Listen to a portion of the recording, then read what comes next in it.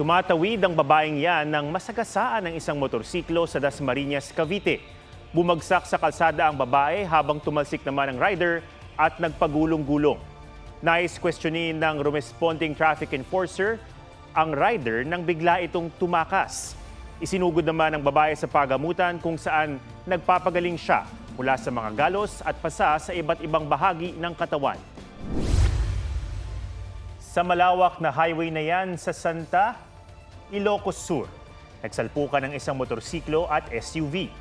Sa tindi ng pagkakabangga, tumalsik ang rider, wasak naman ang motorsiklo niya. Nakilala ang nasawing rider na kapitan ng barangay.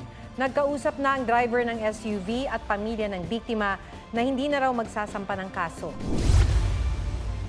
Tahulog sa dagat ang dump truck na yan na isasakay sana sa barge sa Tampi Port sa Amlan, Negros Oriental. Ayon sa shipping company, aksidente ang nangyari.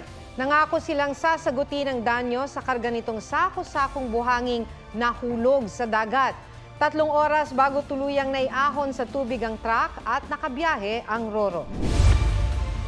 Biglang lumiko ang 10-wheeler na yan at nabundol ang motorsiklo sa kabilang lane sa Santa Lucia, Ilocos Sur.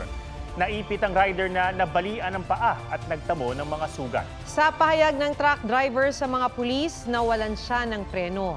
Nasa ospital pa ang rider na magsasampa ng kaso.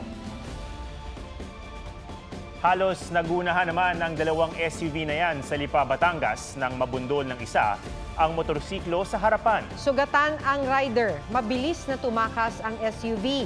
Inaalam pa ang pagkakakilanlan ng driver.